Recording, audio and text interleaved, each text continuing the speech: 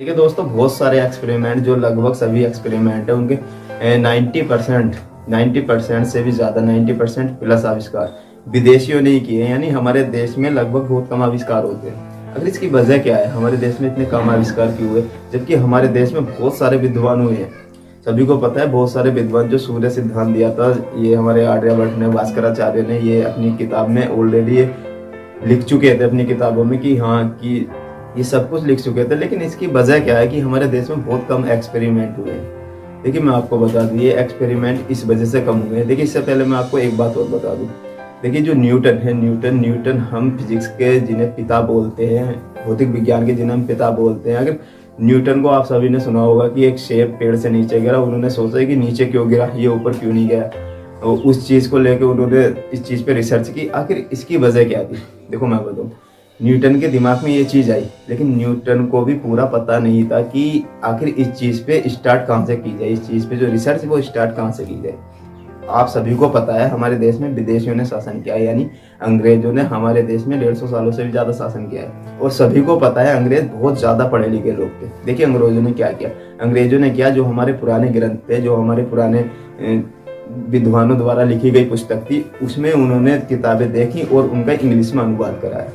जो अच्छी किताबें थी इंग्लिश में अनुवाद करा के उन्हें विदेश भेज दिया गया, उन्हें विदेश भेजा गया। फिर वे किताब, जब न्यूटन जी इस चीज़ की रिसर्च में चल रहे थे, उन्होंने लाइब्रेरी से एक बुक किताब उठाई जो हमारे भारतीय दार्शनिकों ने लिखी थी, जिसका अनुवाद इंग्लिश में था। उन्होंने देखा कि ये चीज़ तो सब कुछ है, जो चीज़ मैं सोच रहा हूँ ये सभी चीज़ तो यहाँ पे मिली हुई है।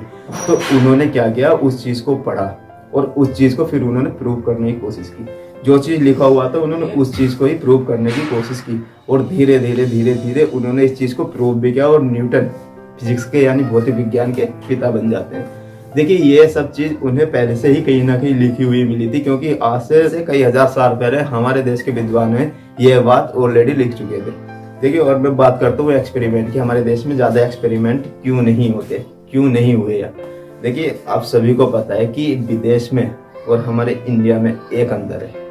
हमारे इंडिया का लगभग हर एक इंसान, मुझे छोड़ के, किस्मत नाम के शब्द को जरूर मानता है। कोई एक बार मेहनत करेगा, 2 बार मेहनत करेगा, 3 बार मेहनत करने के बाद बोल रहा है कि मेरी किस्मत में नहीं है। देखिए किस्मत, हमारे देश में कुछ काम करने से पहले किस्मत को रख दिया जाता है, क्योंकि कोई भी काम करता है, कोई भी एग्जाम देता है, कोई भी किसी भी काम को करता है, ये बोलते हैं कि हम तो अपना करने का काम कर रहे हैं, आगे हमारी किस्मत। देखिए किस्मत है नहीं एक्चुअली, क्योंकि फेमस साइंटिस्ट है एडिसन, जो सबसे ज़्यादा बार फेल हुए हैं, उनके बारे में तो आप सभी ने सुना होगा। देखिए एडिसन क्या था, एडिसन जब लगभग 20 साल से भी कम के होंगे, मुझे पूरा पता नहीं है कि एडिसन 20 साल से कम के थे या नहीं, लेकिन इतने टाइम में थे, वे 20 या 21 साल के होंगे जब उन्होंने एक्सपेरिमेंट करने शुरू किए। जब उन्होंने सोचा कि मुझे एक विद्युत बल्ब बनाना है, तो एडिसन ने एक्सपेरिमेंट करने शुरू किए। एडिसन को स्कूल से निकाल दिया गया था, क्योंकि एडिसन का दिमाग इतना तेज चलता था, टीचर भी उनके दिमाग तक पहुंच नहीं पाते थे। अब हुआ क्या, उन्होंने एक एक्सपेरिमेंट किया, वे फेल हो गए। दूसरा क्या, वे उसमें भी फेल। तीसरा क्या, वे उसमें भी फेल। कंटिन्यू 10 बार किए, उसमें भी फेल। 100 बार, 200 बार, 300 बार, वे फेल होते रहे। एक्सपेरिमेंट भी करते रहे, फेल होते रहे, लेकिन उनकी उम्र भी बढ़ती रही साथ साथ। देखिए ऐसे करते करते उनकी शादी भी हुई, उनका बच्चा भी हुआ, उनका लड़का भी जवान हो चुका था। ऐसे करते करते उन्होंने, यही काम करते करते उन्होंने बहुत सारे एक्सपेरिमेंट किए भी। 1000 बार फेल हुए, 1100 बार फेल हुए, 1200 बार फेल हुए। अब उनकी उम्र हो चुकी थी 65 साल। अब अचानक उनकी लैब में आग लग जाती है। तो एडिसन को बाहर बुलाया जाता है। एडिसन से बोला जाता है कि एडिसन आपकी लैब में आग लगी है। तो एडिसन उस आग को देख के मुस्कुरा देते हैं। तो लोग बोलते हैं कि एडिसन का तो दिमाग आग को देख के चल चुका है। लेकिन एडिसन बहुत ही ज़्यादा समझदार इंसान थे, बहुत ज़्यादा पॉजिटिव इंसान थे। तो उन्होंने बोला कि कोई नहीं, जल रहा है जलने दो, जो हो रहा है वो तो होगा ही। लेकिन जब अगले दिन प्रेस कॉन्फ्रेंस हुई, प्रेस कॉन्फ्रेंस में कुछ रिपोर्टर आए, उन्होंने पूछा कि आपके जो लैब में आग लगी थी तो आपका रिएक्शन बहुत अलग था, आप मुस्कुरा रहे थे। तो एडिसन ने पता क्या जवाब दिया, आपको वो जवाब सुनना चाहिए। एडिसन ने जवाब दिया कि उम्र मेरी 70 साल होने वाली है। आप ध्यान से सुनिए, एडिसन ने जवाब दिया कि मेरी उम्र 70 साल होने वाली है, और आज तक मैंने जितने भी 1200 एक्सपेरिमेंट किए हैं, जितने मैंने 40-50 साल मेहनत की है, उसमें आज तक मैंने जितनी भी गलतियां इकट्ठी की हैं, गलतियां तो इकट्ठी की हैं, तभी तो आज तक मैं बना नहीं पाया। अगर गलतियां इकट्ठी नहीं करता तो अब तक बना भी लेता।